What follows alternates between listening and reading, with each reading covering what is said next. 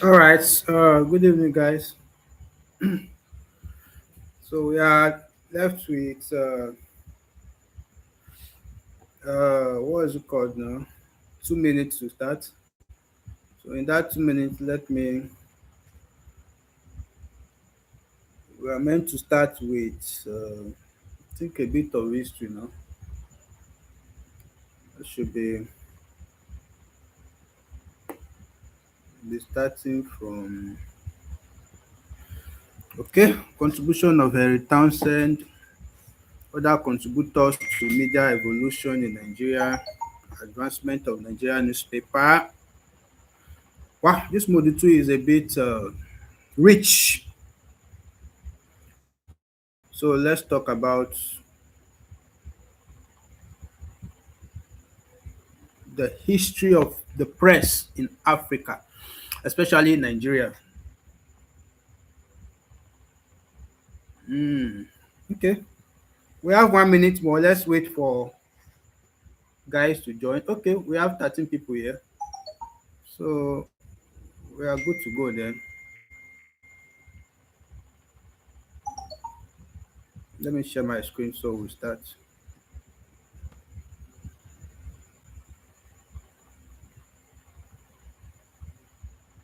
All right, so the screen is visible. You are welcome back. I hope you enjoy your short break. Let's go straight to business. The history of press in Africa, particularly Nigeria, centers on the activities of the colonists. Uh, the reason why I have to read that part of the introduction is because it's very important and it is examinable.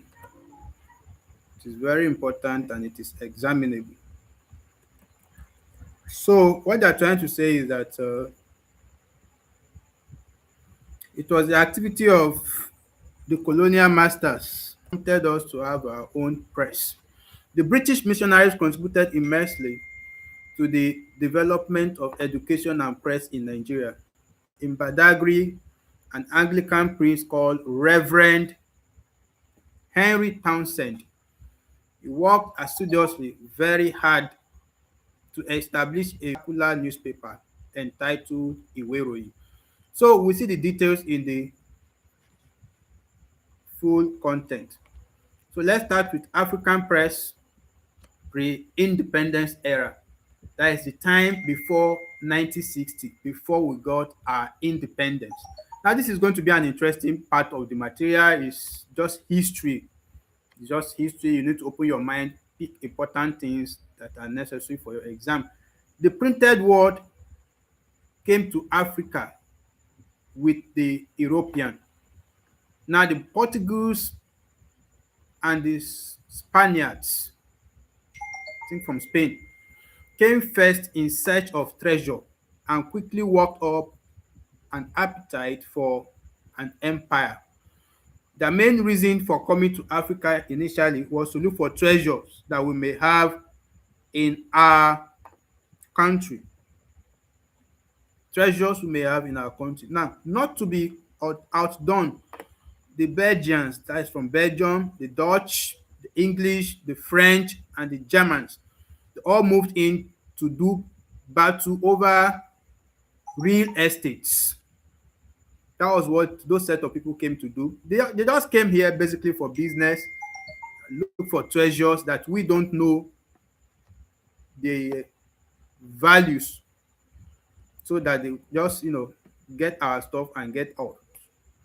So after a series of musical chairs, the situation established, but only to see the entrenchment of the Dutch in South Africa, the Belgians in Congo, Rwanda, and Burundi, the English in Nigeria, the French in Cameroon, Togoland, and the Germans in Tanganyika? That is Tanzania, the current Tanzania. The occupation eventually led to racial and political conflict between the indigenous populations and the white intruders. Out of this conflict was born African nationalism sections organized into resistance movement aimed at raising opposition over on popular measure.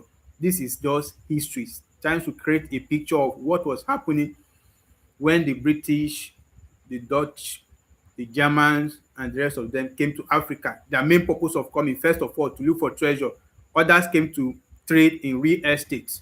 That is business, pure business. That was the purpose of coming.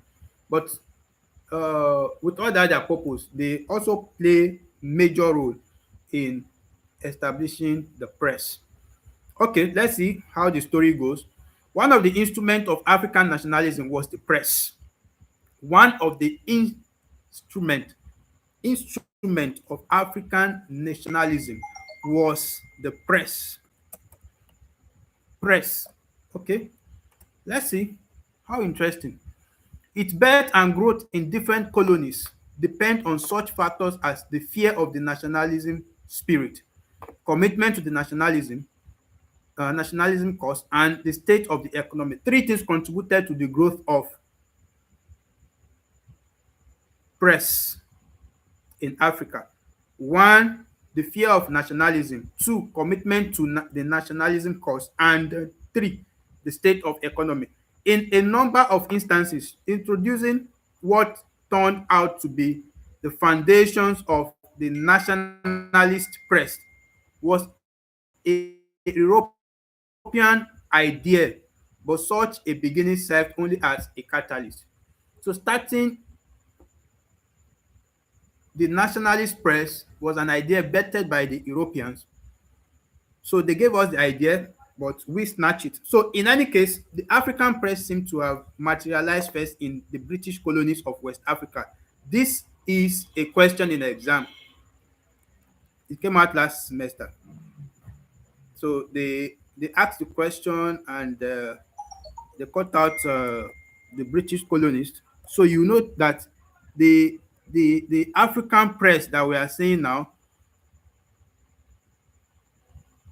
it came into being from the British colonies of West Africa. That was where the idea was bettered, where it was materialized, where something reasonable started on having an African press, a nationalist press.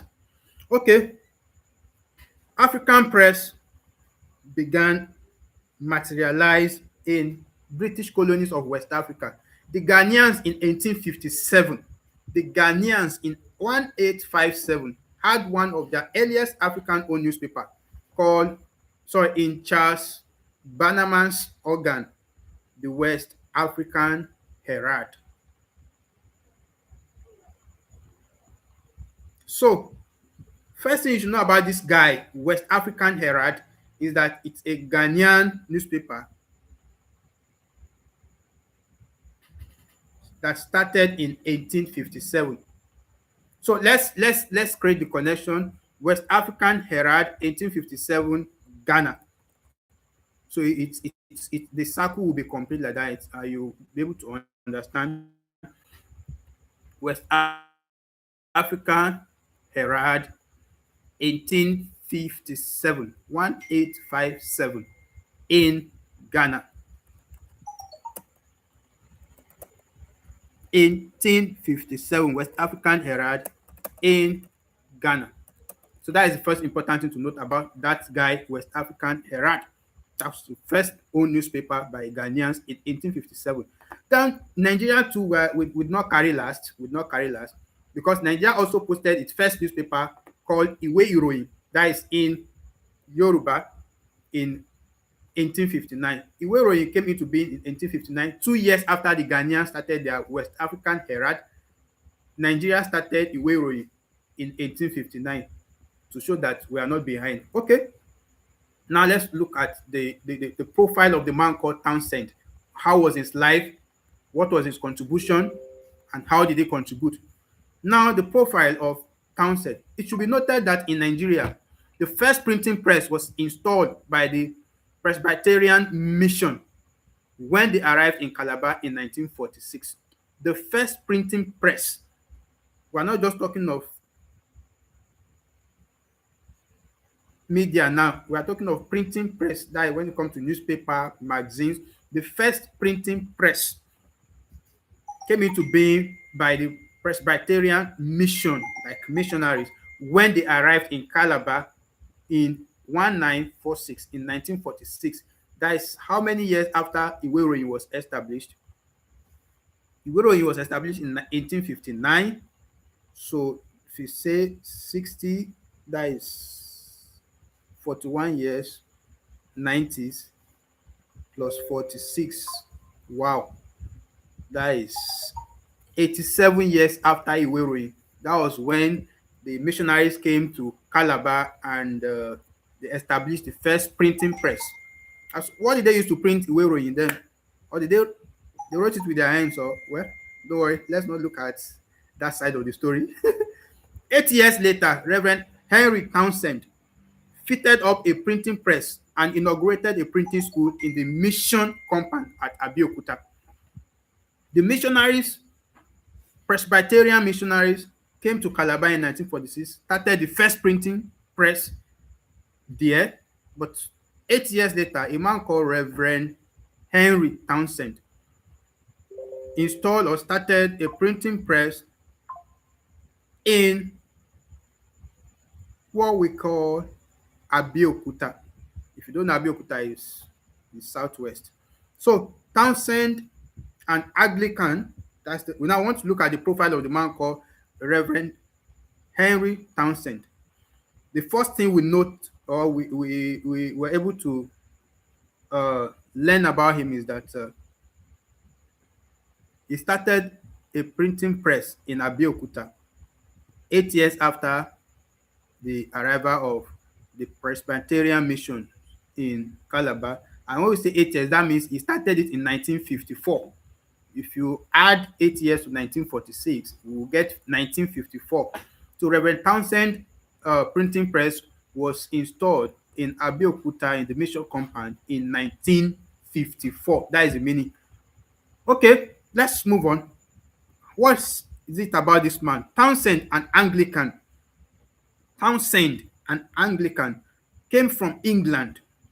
The first thing we need to note about Reverend Henry Townsend is that he's from England.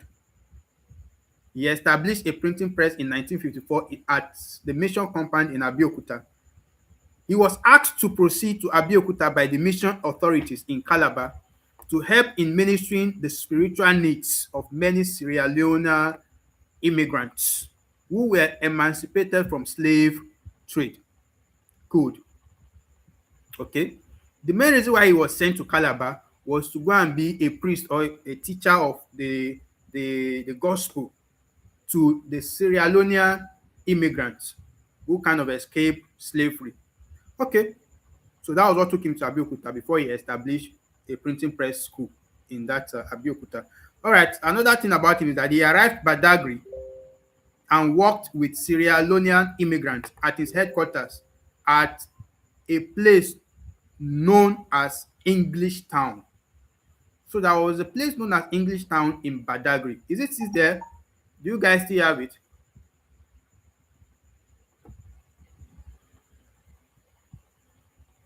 Okay, it's like somebody is saying network. Is it that you can't hear me? You can't see me? No, sorry, you can't see the screen or what? Please let me know. Let me know that I'm just teaching myself. I can see Morufu saying that network. So I want to know what the issue is. Is it that you can't see me? Sorry, you can't hear me, you can't see the screen or what? What is the situation?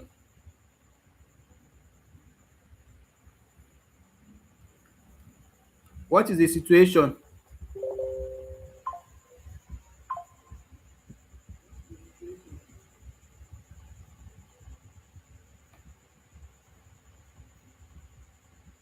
Okay, I think Morufu is the one having network issues. It's not a general thing. All right, thank you. So let's continue on this man, Henry Townsend. What have you known about him so far? One, he's from England. Number two, in 1954, he established a printing press school in Abeokuta. He was sent to Abeokuta by the missionaries in Calabar to go and be a preacher, a priest, or whatever to the Sierra Leonean immigrants who escaped slavery. And then from there, he moved to Badagry, where he was sent to the headquarters at a place known as English Town in Badagry. Now, it is said that during the publication of Iweroyin, there there were at least 300 people in CMS compound. I think that should be the CMS, the Christian Mission School, who had learned to read and write, and this generated the need for Englishman to set the newspaper. Wow. So that is a brief story about Reverend Henry Townsend. You can see the things that were mentioned about him, or that was mentioned about him. So let's go to the establishment of the Iweroyin. In December 1859, in December 1859, Townsend established a printing press on which Iweroyin, Yoruba Africans' first vernacular newspaper, was printed. First of all, Townsend's contribution by establishing a printing press led to the birth of Iweroyin, a Yoruba vernacular newspaper. Now, please learn the spelling Iwe Iroyin. In December 1859. Okay, let's do this, let's do this, let's do this, let's do this, so that it doesn't get boring. Let me check how many of us are here. Yeah, try yourself now. You have a peanut there. Now, the full name of Townsend newspaper was Ìwé Ìròyìn fún àwọn ará Ẹ̀gbá àti Yorùbá. That is the full name of Townsend's newspaper. It's shortened to Ìwé Ìròyìn, but the full name is Ìwé Ìròyìn fún àwọn ará Ẹ̀gbá àti Yorùbá. That means Ìwé Ìròyìn for Ẹ̀gbá and Yoruba people. That is the meaning.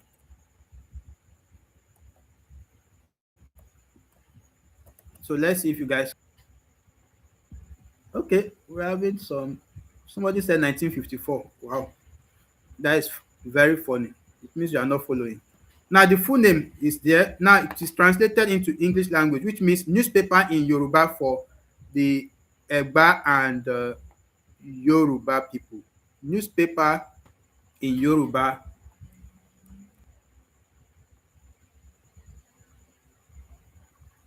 Oh no. Okay.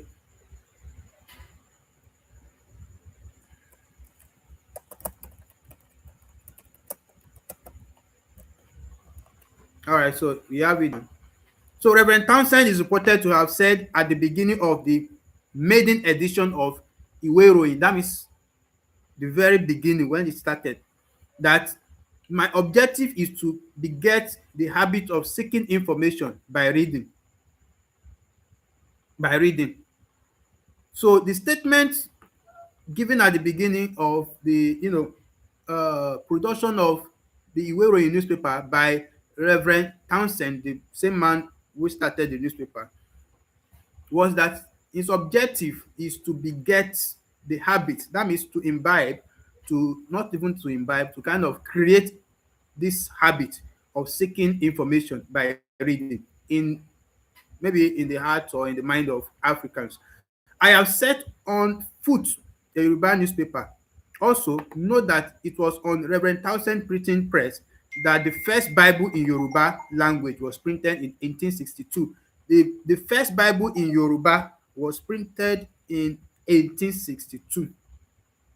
The first Bible in Yoruba language was printed in 1862. Here we come to knowing years, because don't forget the title of the course is both.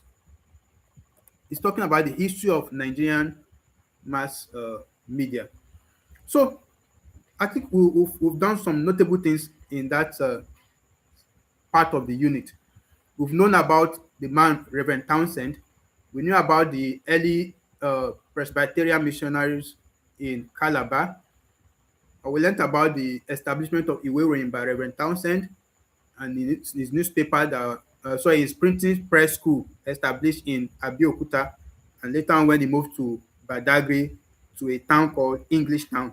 All that has been captured in the first part of the uh, unit. And then we'll talk about the full name of Iwe Iroyin, both in Yoruba and in English. Ìwé ìròyìn fún àwọn ará Ẹ̀gbá àti Yorùbá, newspaper for the Ẹ̀gbá and Yoruba people, or whatever, anyhow you put it. So content, format and frequency of ìwé ìròyìn. We want to look at this first Yoruba newspaper that came into space with the aid of Reverend Townsend, Henry Townsend. So let's look at it. Right from the outset, ìwé ìròyìn was published fortnightly. What's the meaning of fortnightly?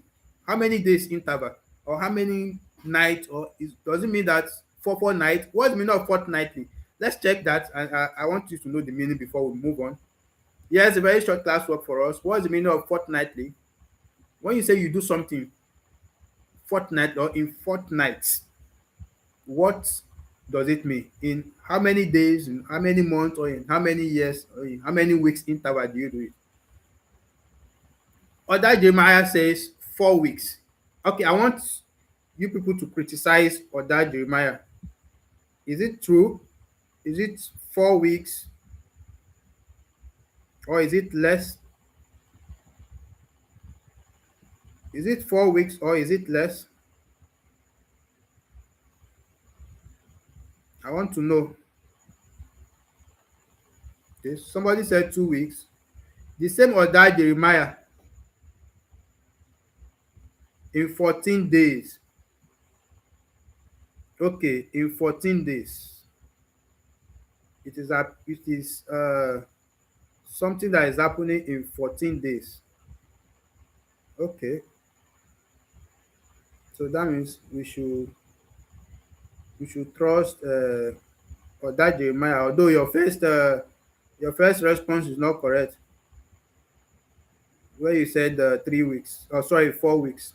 That is an error.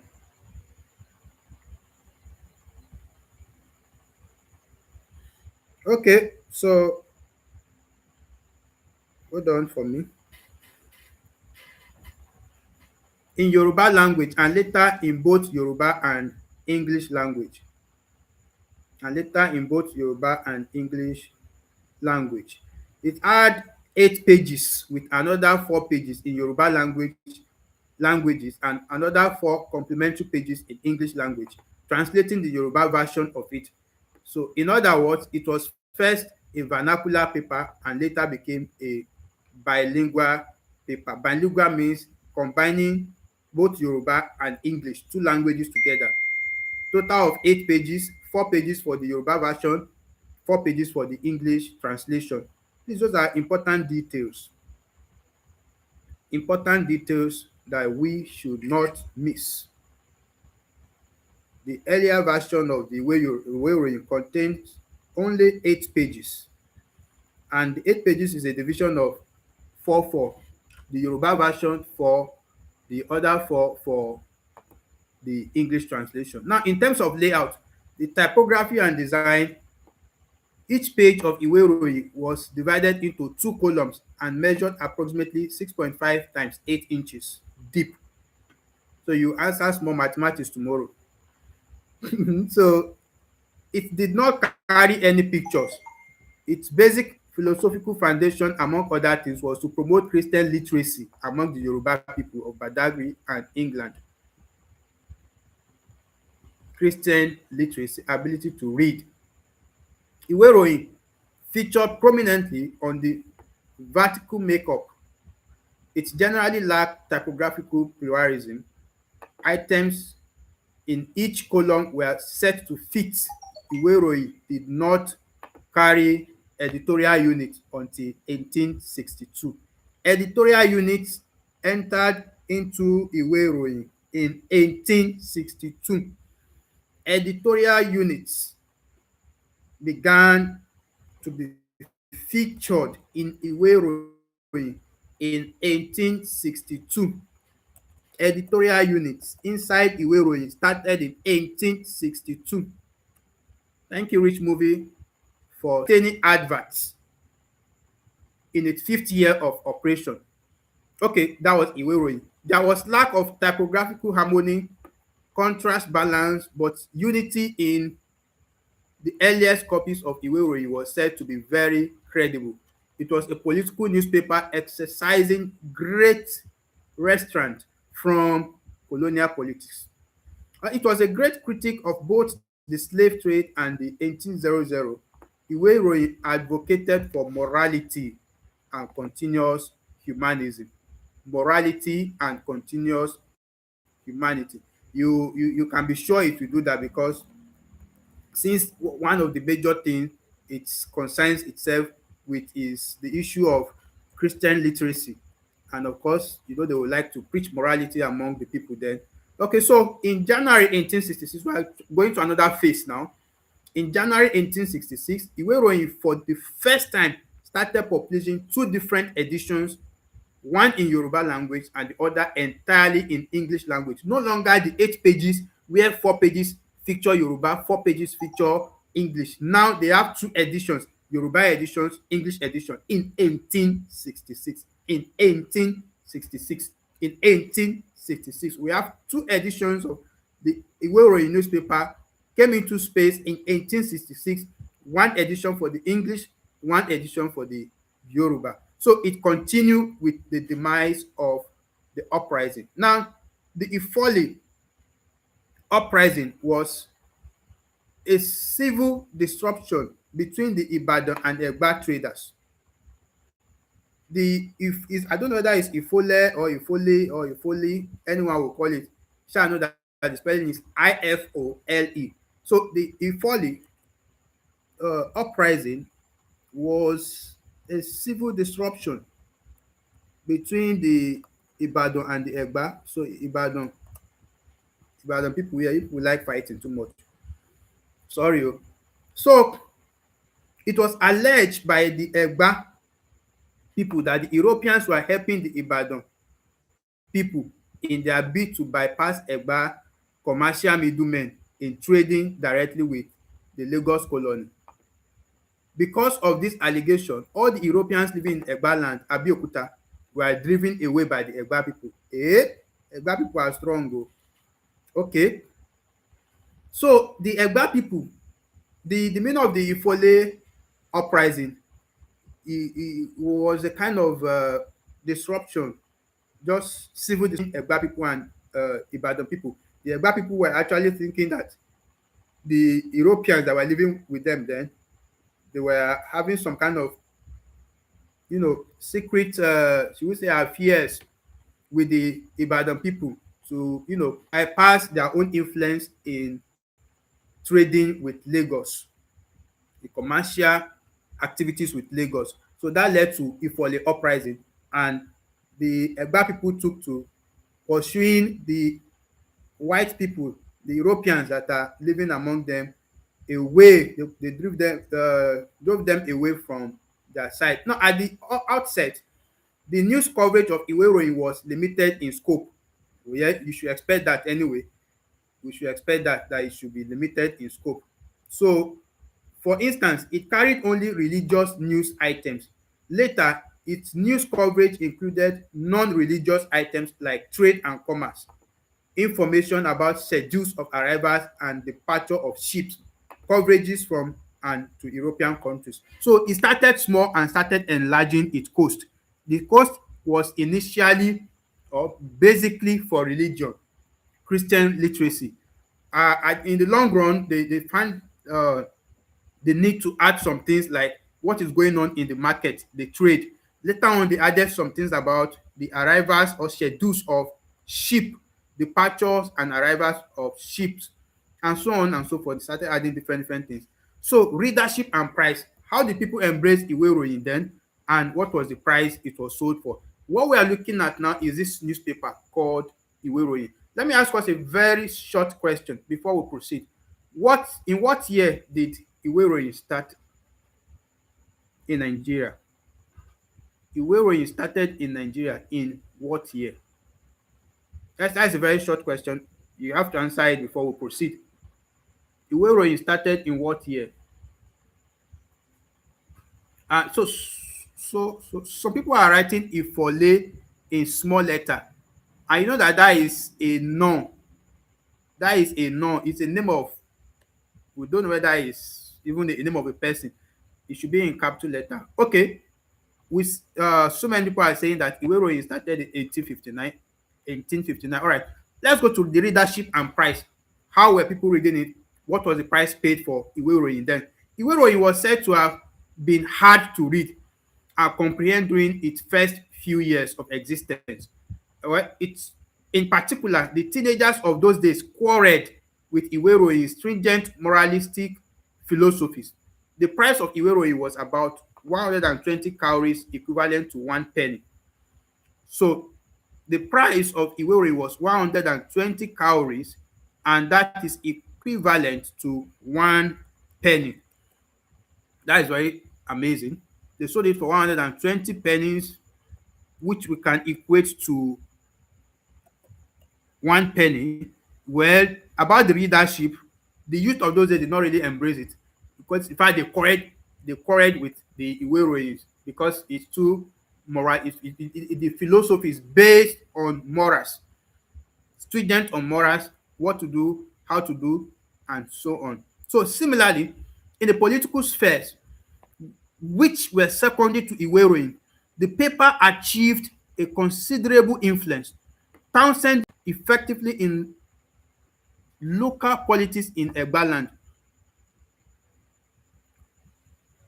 Okay, there is an error there. Well, the paper might have exerted a wide influence, but it introduced first generation of educated Africans to the reading culture.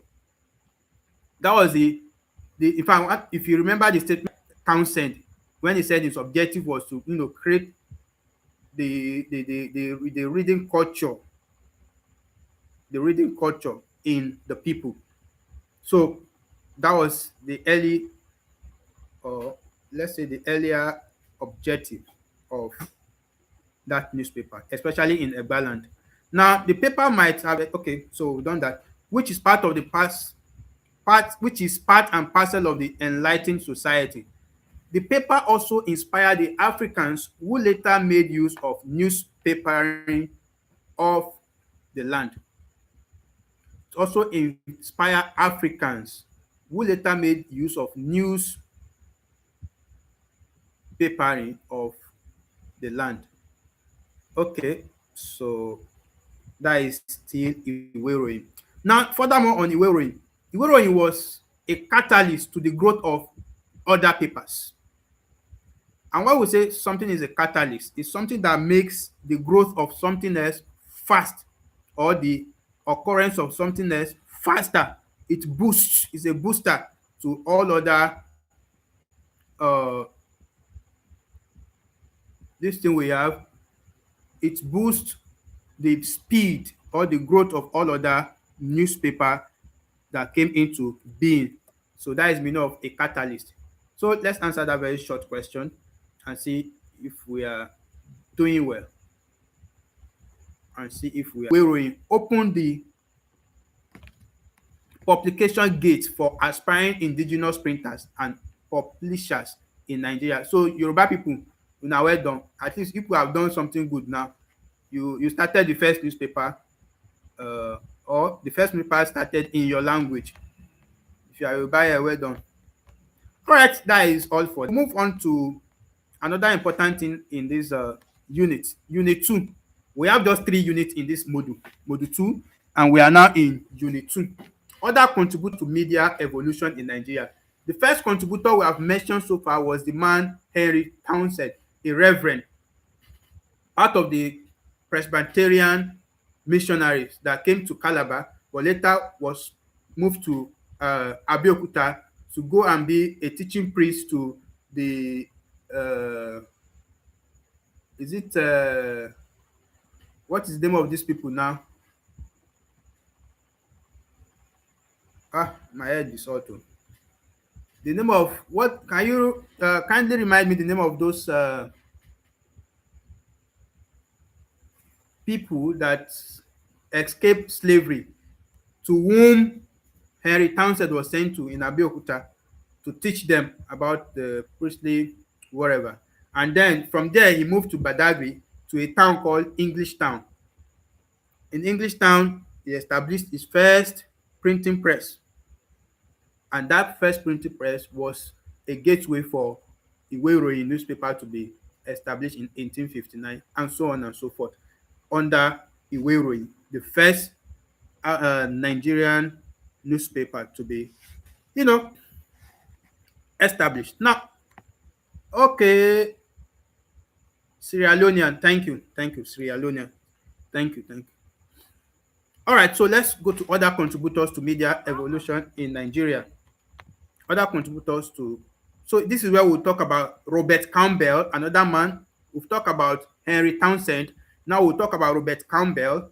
We'll talk about the Anglo-African newspaper, and then its development in Nigeria. We'll talk about partnership with Blaze and John Payne Jackson, and the death of Weekly Times. Wow, this place is going to be interesting. Now, the development of the Nigerian press was achieved by missionaries.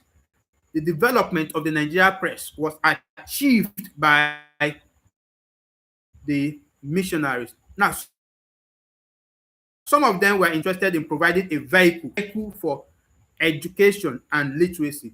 After the publication of Iwe Iroyin, Robert Campbell launched the Anglo-African newspaper to continue the media tradition in Nigeria.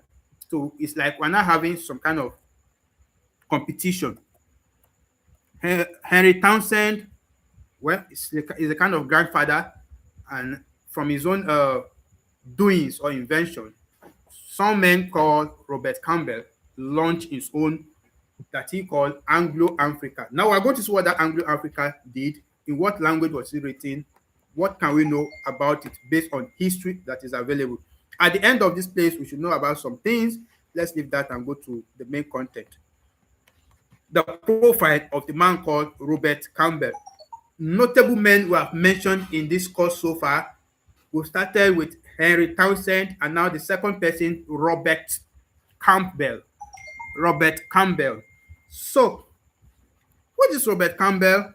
They like asking questions on this man, so please let's focus. Let's learn all we can learn about him as fun as possible. He was born in Kingston in Jamaica. Robert Campbell was born in Kingston, Jamaica.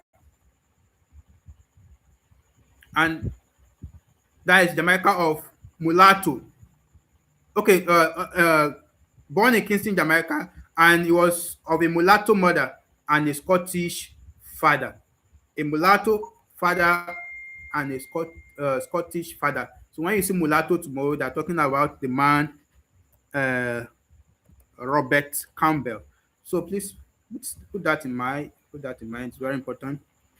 Those are necessary things for racial antagonism and discrimination. Well, I think due to his skin color. In 1855, he served as a compositor, and 2 years later, he joined the Institute of Color Youth at Philadelphia as a scientific teacher. In 1859 to 1860, in response to the philanthropic idealism which fired the imagination of many West Indians and Afro-Americans in their Black to African movement, Campbell joined Dr. Martin K. Delany on a tour of Yoruba land with the aim of establishing a Negro colony. Okay, so his own story is somehow bulky. A treaty was contracted with the Alake of Abeokuta, who subsequently repudiated it for Campbell, repudiated it before Campbell arrived in Lagos in 1862. So the spotlight is that Campbell arrived in Lagos in 1862, but that is when the real story about him establishing the Anglo-Africa will become clearer. Will become clearer. Thank you, Madam Rich Movies. You are blessed. I want to test us seriously this time around. Let's see those that have been following. This question is going to be very, very tough, but try your best. Let's see those that have been following. Let's see those that have been following. This one wey you people just dey pay offering today. Hallelujah. Who used to say that the ministry is moving? There is one of you that usually say the ministry is moving. Okay, so that is the question. Let's attempt it. Just to help us know about the man, Robert Campbell. Well, the first and interesting thing mentioned about him was the fact that he is from Kingston in Jamaica. He was of the Milano. Uh, he was of okay. His mother was of the Milano origin, and then so on and so. And his father was is it Scottish? His father was Scottish. So we have so many things he did. Well, he was not having a very nice life in the USA because of race, as in because of racism and other things that then the Americans, when they see a black person, they somehow they feel like this one. Where is this one from? This one is not part of us. So this black man. So, but all the story back and forth, he arrived in Lagos in 1862. Now, when he arrived in Lagos in 1862, he thought Lagos would be his new home. Undaunted, he decided to settle in Lagos for the next 22 years. Wow. He decided to settle in Lagos for the next 22 years. That is amazing. So he thought that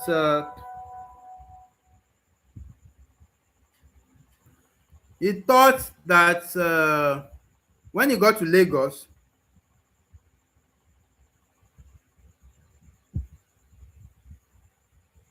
excuse me, please.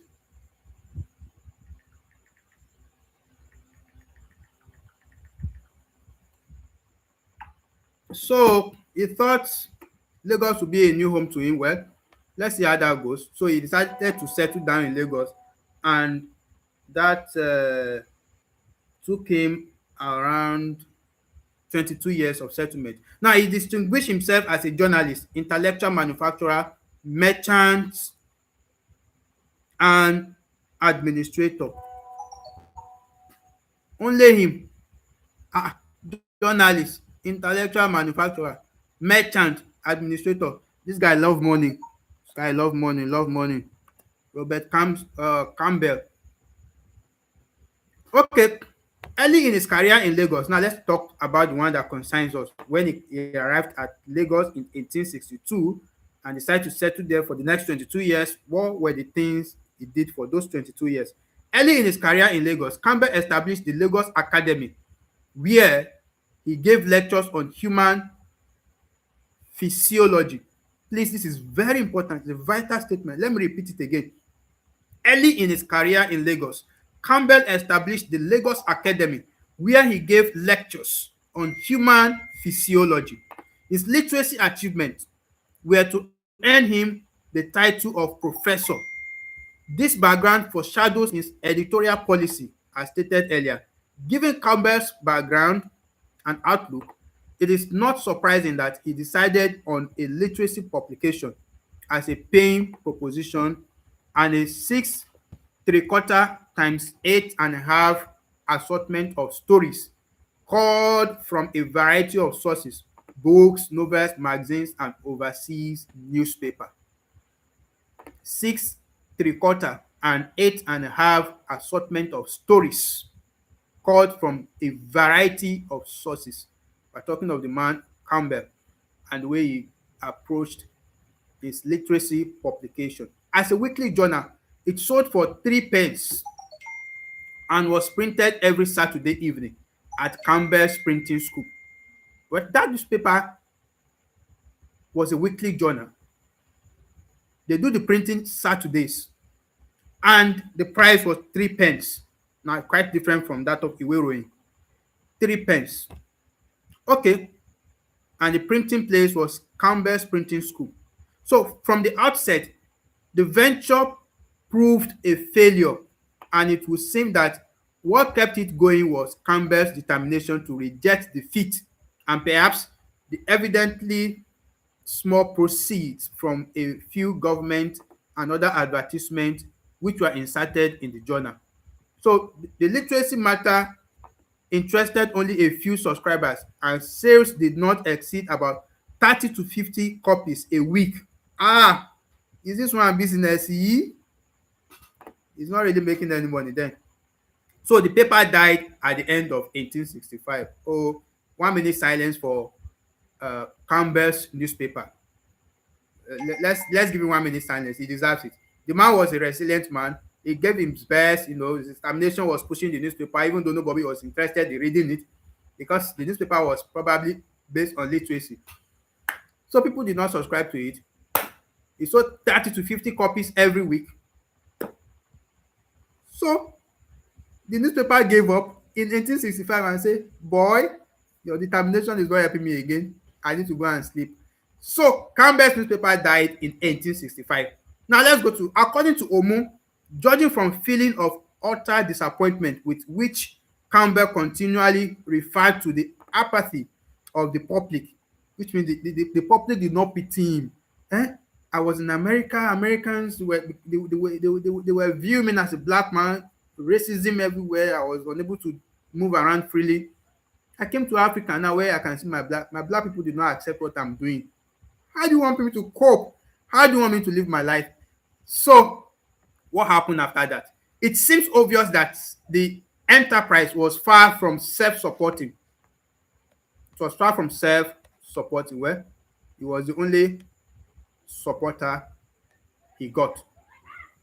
But he did not give up. We are going to love that man at the end. That man, Robert Campbell, we love him at the end, because at the beginning now he's not looking nice. That is to tell you that don't give up. Don't give up. Don't give up. So the birth of Anglo-African in 1863 to 1865. After that first trial of a literacy, you know, uh, production, the Anglo-African was the second newspaper in the country. Strictly speaking, the history of Nigerians' indigenous press began in 1863 when Robert Campbell founded the Anglo-African, which he abandoned 2 years later. Oh, this guy is always having a poor history. Not again. Not again. He started an outstanding newspaper in 1863 called Anglo-African, but he gave up again after 2 years. Why? However, judging by dominant principles upon which it was conducted, it cannot be said to have formed part of newspaper movement, which began in 1880s. By providing cheap and accessible material which would educate, inform, and entertain its readers. This formed the editorial policy of the paper.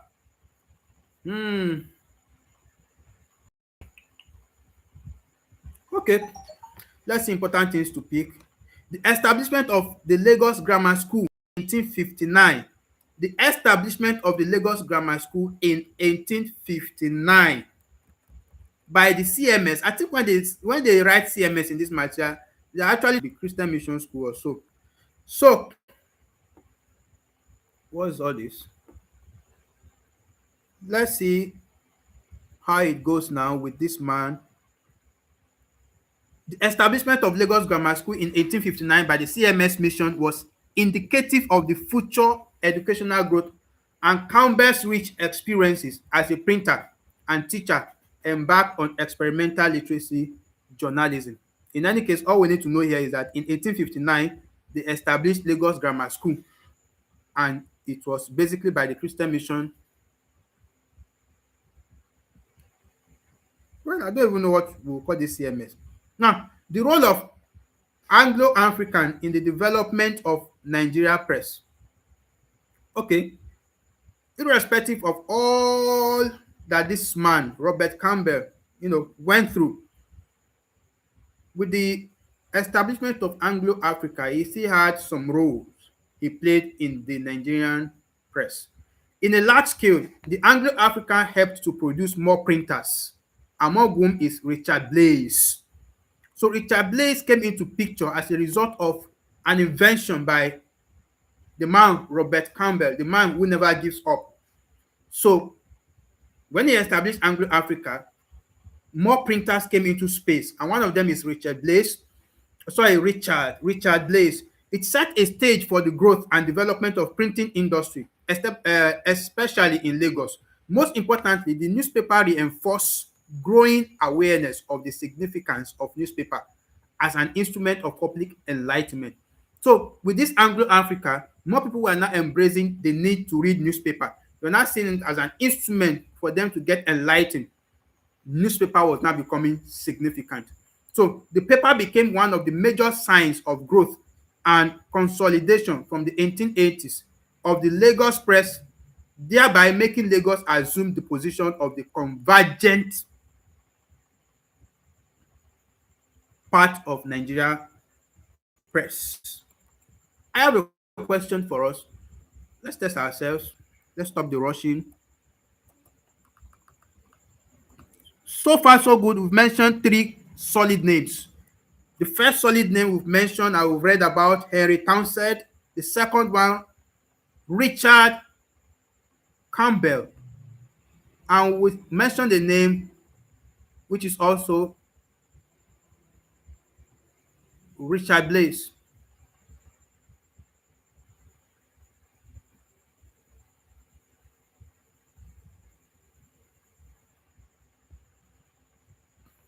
Robert Campbell, Richard Blaze, and Henry Townsend.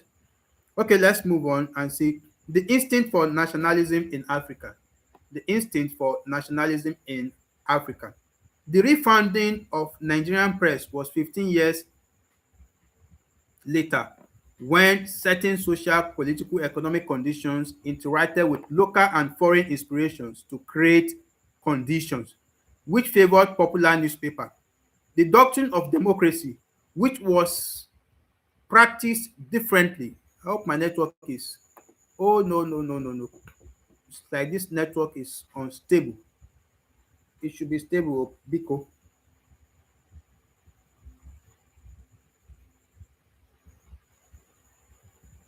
It should be stable.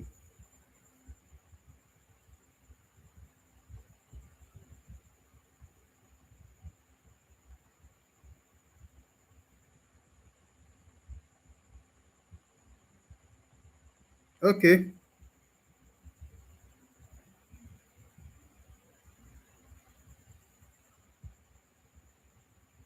Okay, so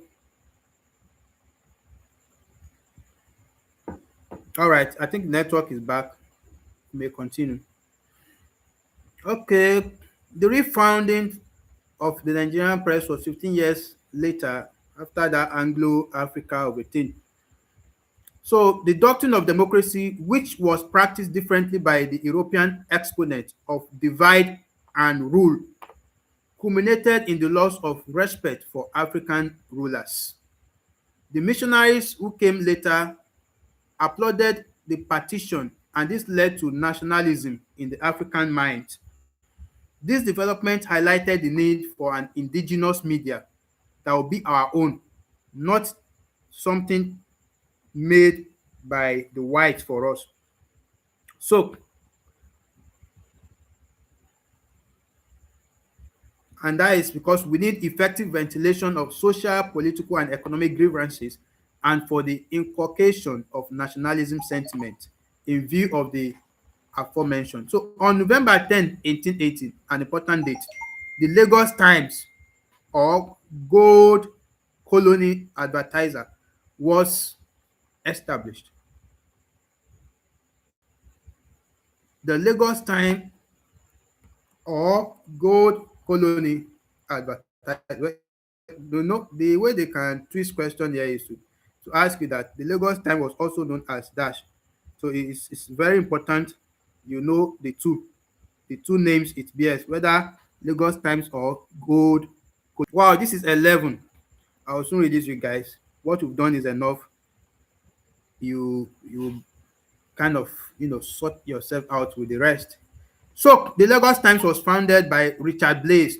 That was the man that came into picture from the idea of Anglo-Africa, which was by Robert Campbell. So after Reverend Henry Townsend, another man came into picture, Robert Campbell. From him came another picture, Richard Blaze. He was one who founded Lagos Times or Gold Colony in on November 10, 1880. All right, so he was a wealthy business man of Yoruba and Sierra Leone origin. Okay, an half caste.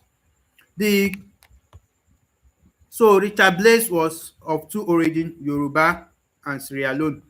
The paper marked the beginning of indigenous newspaper movement. The name of the newspaper reflected the joint administration of Nigeria and Gold Coast. Now, the editorial policy of the Times, the Gold Coast, the Lagos Times or the Gold Coast Advertiser, the editorial policy was the press is a safeguard public right. The press is a safeguard public right. So when you see tomorrow that the press is a safeguard public right, is the editorial policy of which newspaper? That is for Lagos Times or the Gold Coast Advertiser. Now, the paper crusaded for the right of the commonly placed people. It lived throughout defending this motto. The newspaper appeared twice a month and sold for 6 pence. The paper was a 4-page journal and had 3 columns to a page. Wonderful. That is the Lagos Times or Gold Coast Advertiser by the man Richard Blaze, November 10, 1880. November 10, 1880. So partnership with Blaze and John Payne Jackson. This is the last thing in Module 2. Partnership with Blaze and John Payne Jackson. The Lagos Weekly Times, which came out on 3rd May 1890 and sold for 3 pence, was the new version of the defunct Lagos Times and Gold Coast Colony Advertiser, revived by John Payne Jackson. Lagos Weekly Times, John Payne Jackson, 3rd of May 1890.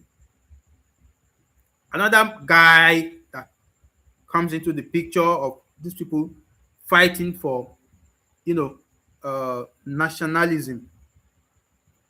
Lagos Weekly Times, 3rd of May 1890, by John Payne Jackson, a Liberian-born businessman. In a special arrangement with Blaze, the agreement between Blaze and Jackson provided that Jackson should revive the Lagos Times under the new name, have a free hand in managing sales, advertisement, and job printing business, and prepare a statement of account at the end of 3 months so that Blaze shares of the revenue could be determined. So it became a collaboration. So in other words, the Lagos Times or Gold Coast Colony Advertiser was what later became Lagos Weekly Times under the collaboration of John Payne Jackson with the original owner of the Lagos Times, Richard Blaze. So I think Richard Blaze somehow along the way got tired of production or whatever. He got exhausted, so he needed some kind of partnership. So he had to partner with a man called John Payne Jackson. But John Payne Jackson is a businessman, so he would not want the partnership to continue under that same name. So they had to come up with another name, Lagos Weekly Times, and then there is a way they will ration their gain at the end of the day. They have to prepare a statement of account every 3 months so that Blaze, that is Richard Blaze, could get his own shares. Now, the 3 month period could also serve to reassure Blaze that Jackson was a different man from what he was 8 years ago, when his poor bookkeeping and love of drink in the office of the Lagos Times led to his dismissal. Wow, wow. So Jackson, John Payne Jackson has a very notorious record. He was a drunkard, and because of his drinking habits, he was dismissed from office. I think he worked with Lagos Times initially, but he was dismissed from office because of his drinking habits. Now, Jackson's editorship of the Weekly Times was excellent, but his financial management showed no signs of improvement. At the end of 3 months, he could not render any account. Oh my goodness. So that means he left drinking, but there is still something bad about him. He doesn't know how to manage finance. So no account after 3 months. They were just working, no gain. Not even when he was given 2 more months. So Richard Blaze still decided to, okay, let's give it 2 more months and see, maybe market will go well. But after 2 more months again, making 5 months, John Payne Jackson was unable to give any account of all the newspaper they produced for 5 months. So what happened? The relationship became strained. Although Jackson eventually managed to submit an account, it failed to reassure that he had not made a mistake in yielding to Jackson's pressure for a new relationship. On 29th November, Blaze discounted the Weekly Times and arranged to revert to the old name. As from 6th December, Jackson at first acquiesced in Blaze's decision, but soon changed his mind and, in handbills, began to dispute Blaze's right to discontinue the Weekly Times.